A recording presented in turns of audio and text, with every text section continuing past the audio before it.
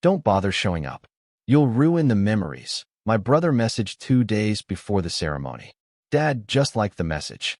I took a deep breath, canceled the videographer I paid for, and transferred the honeymoon fund back to my account. They had no idea what was about to happen. I, 32M, never thought my own family would turn their backs on me when I needed them most. Growing up, we weren't the perfect family, but I always believed we had each other's backs. My brother was 5 years older, and despite our age gap, we were close as kids. Dad worked long hours at the factory, and Mom held everything together until cancer took her when I was 15. After that, it was just the three of us figuring things out. My brother got married young, had 2 kids, and settled into suburban life. I took a different path, focusing on my career in software development. The money was good, and I'd built up a decent savings account over the years. When my brother announced his wedding renewal ceremony for their 10th anniversary, I was genuinely happy for them. They'd been through some rough patches, and this felt like a fresh start. The planning began 6 months ago. My brother mentioned they wanted something special, something their kids could remember. The original wedding had been a courthouse affair with just immediate family, so this was their chance to do it right. When he started talking about costs, I could see the stress in his eyes. 2 kids, a mortgage, and his wife's part-time job weren't leaving much room for dream weddings. That's when I offered to help. I told him I'd cover the videographer and contribute to their honeymoon fund. It wasn't about showing off or buying their love. I genuinely wanted to see them happy. The videographer alone cost $3,000, and I'd put another $5,000 toward their planned trip to Hawaii. It felt good to be able to help my family with something that mattered to them. The weeks leading up to the ceremony were busy but exciting. I helped with small details, picked up decorations, and even drove 2 hours to collect the custom cake they'd ordered. My brother's wife seemed grateful, and my brother kept thanking me for everything I was doing. Dad, who'd been distant since Mom died, even seemed to be coming around, asking about my work and actually listening to my answers. 2 weeks before the ceremony, things started feeling different. Family group chats became quieter when I was online. When I'd suggest meeting for coffee or offer to help with last-minute preparations, responses were short and delayed. I figured everyone was just stressed about the big day approaching. Then came the message that changed everything. It was a Tuesday evening, and I was reviewing some code when my phone buzzed. My brother had sent me a text that made my stomach drop. He told me not to bother showing up to the ceremony. He said I'd just ruin the memories they were trying to create. He didn't explain why, didn't give me a chance to understand what I'd done wrong. Just that cold, brutal message telling me I wasn't welcome at the event I'd helped plan and pay for. I stared at my phone, reading the message over and over, hoping I'd misunderstood. But the words were clear. 20 minutes later, I saw that Dad had liked the message, not responded with confusion or concern for his younger son being excluded from a family event. He'd liked it. That simple thumbs up felt like a knife twisting in my chest. I called my brother immediately, but it went straight to voicemail. I tried Dad next, same thing. I sent messages asking what was happening, what I'd done, begging for some explanation. Hours passed with no response. The silence was deafening. That night, I barely slept. I kept replaying every interaction from the past few weeks, searching for clues about what had gone wrong. Had I said something offensive? Done something to upset them? I couldn't think of anything, but clearly, something had happened to turn them against me so completely. The next day brought no answers, just more silence. I drove to my brother's house, but no one answered the door even though I could see cars in the driveway. I went to Dad's apartment, and he wouldn't even look at me through the window. It was like I'd become invisible, or worse, like I was something they needed to avoid. That evening, as I sat in my apartment surrounded by the silence of my phone not ringing, something shifted inside me. The hurt was still there, raw and painful, but underneath it, a cold anger was building. They wanted to cut me out without explanation? Fine. But they'd made one crucial mistake. I took a deep breath and opened my laptop. First, I canceled the videographer.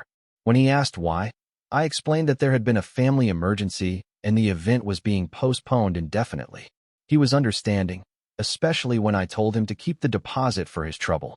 The real payment, the remaining $2,500, stayed in my account. Next, I logged into my bank account and initiated a transfer.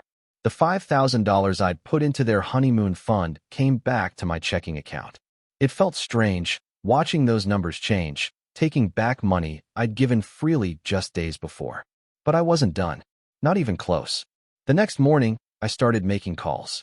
The florist who was providing the ceremony arrangements had been paid through my credit card as a favor to my brother.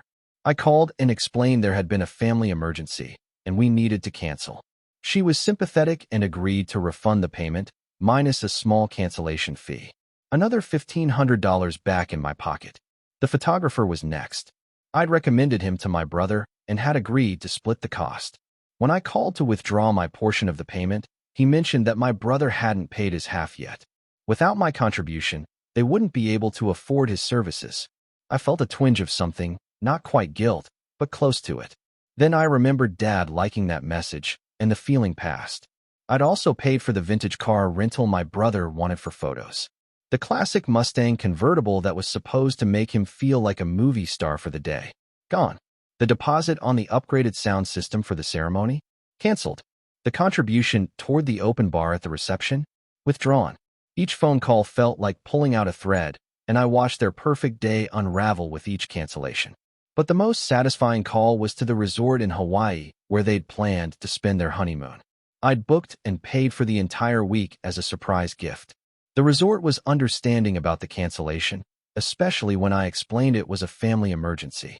They refunded everything except a small processing fee. By Thursday evening, I'd systematically removed myself and my financial contributions from every aspect of their celebration. But I wasn't finished yet. I knew my brother's co-workers, some of whom had become friends over the years. I also knew his neighbors and several family friends who were planning to attend. I crafted a carefully worded message explaining that due to unexpected family circumstances, I wouldn't be able to attend the ceremony after all. I mentioned that I'd hoped to celebrate this milestone with them, but sometimes family dynamics make that impossible. I kept it vague, but emotional enough that people would remember it. Then I did something that felt both petty and justified.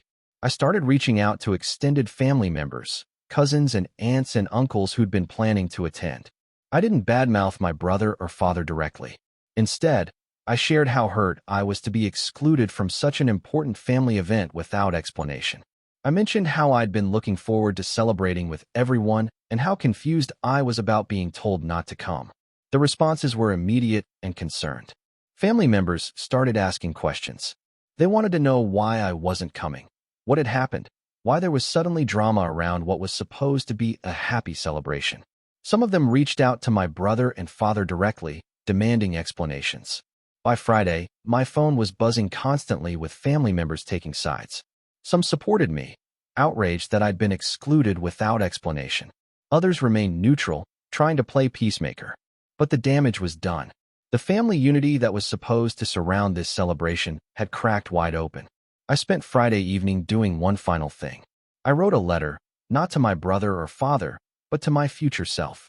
I detailed everything that had happened, every feeling I'd experienced, every action I'd taken.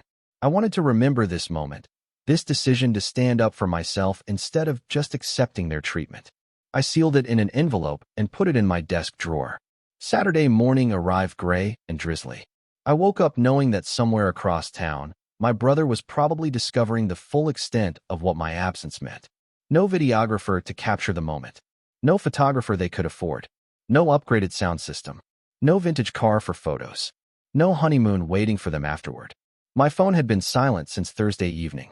No attempts to reach out. No efforts to explain or reconcile. Just silence. It confirmed what I'd suspected. They didn't want me there, period. Whatever I'd done or whoever had poisoned them against me, they were committed to shutting me out. Around noon, my phone finally rang. It was a number I didn't recognize, but when I answered, it was my brother's wife. Her voice was strained, almost panicked.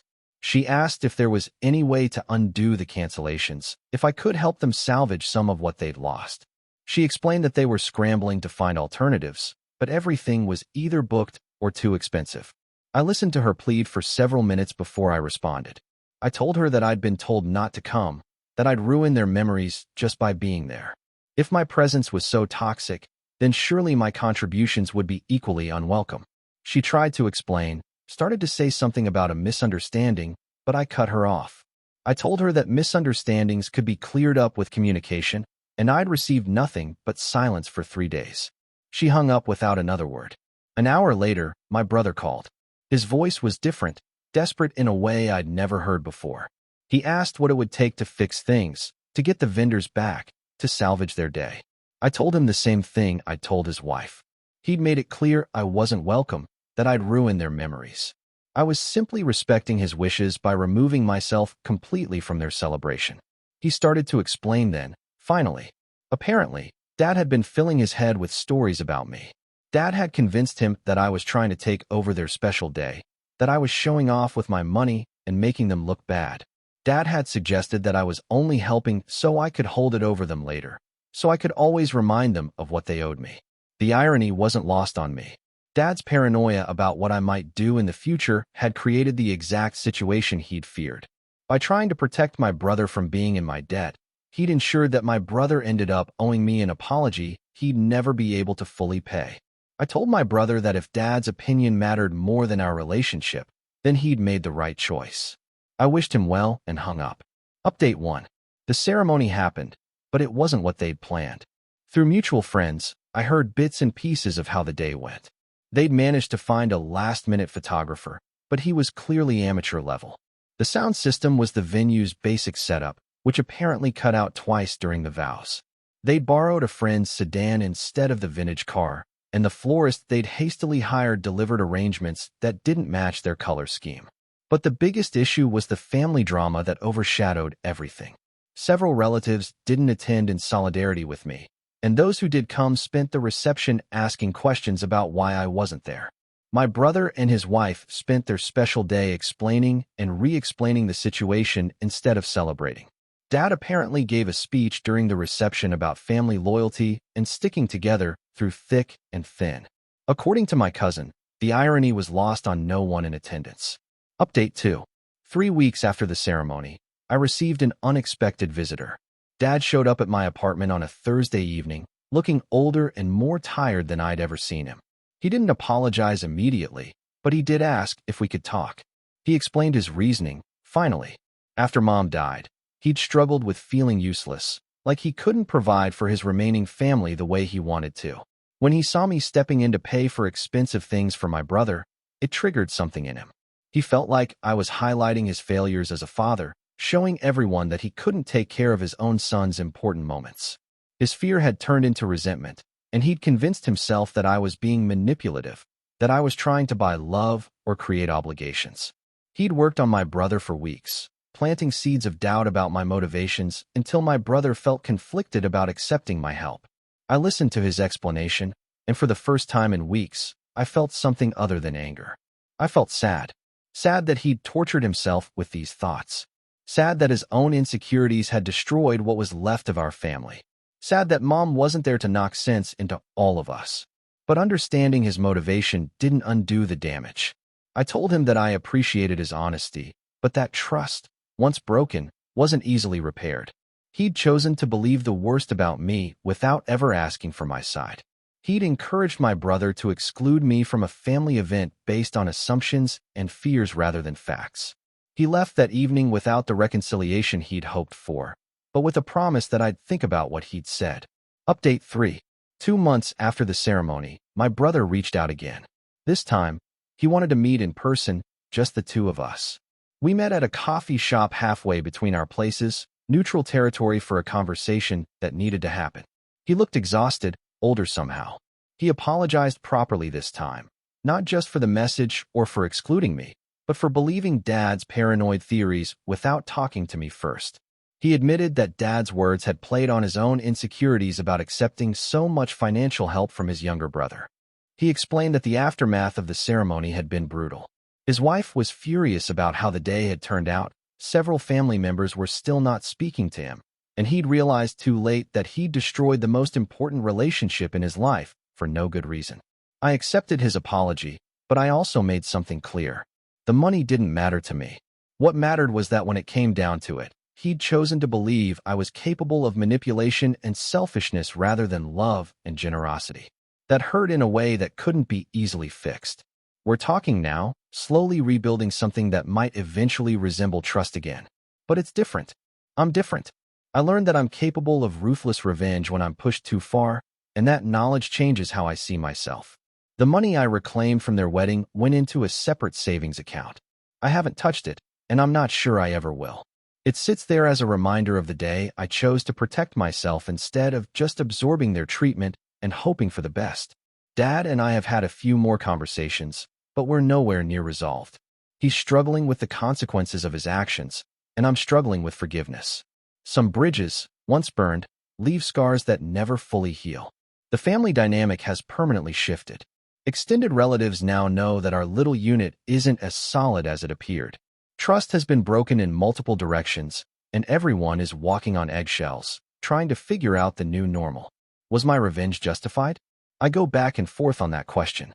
Part of me feels vindicated, satisfied that they experienced consequences for their actions. Part of me wonders if I went too far, if I should have been the bigger person and just absorbed the hurt without striking back. But mostly, I'm glad I stood up for myself. For too long, I'd been the family member who just went along with things, who absorbed tension and tried to keep peace at my own expense. That version of myself would have spent years wondering what he'd done wrong, replaying every interaction, and probably would have eventually convinced himself that he deserved the treatment. The person I became that week? He refused to be disposable. He demanded respect, even if it meant burning everything down to get it. I'm still figuring out if I like this version of myself better, but I definitely respect him more. They learned that excluding someone from their family doesn't just remove that person's presence. It also removes everything that person brings to the table. Every contribution, every gesture of love, every piece of support. You can't have the relationship without the person, and you can't have the benefits without the relationship. Sometimes the cost of taking someone for granted is losing them entirely. Sometimes the price of believing the worst about someone is having them prove they're capable of it after all.